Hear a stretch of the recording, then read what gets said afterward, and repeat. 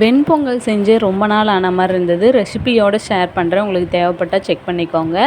இந்த டம்ளரில் 3/4 டம்ளர் பச்சரிசி, 1/4 டம்ளர் பாசிப்பருப்பு சேர்த்து ஒரு அரை மணி நேரம் பக்கம் ஊற வச்சு நல்லா கழுவி எடுத்தாச்சு. அதே டம்ளரில் 5 டம்ளர் தண்ணி ஊற்றிருக்கேன். தேவையான அளவு உப்பு, கொஞ்சமாக மஞ்சள் தூள் போட்டு 5 விசில் விட்டு எடுத்துக்கோங்க.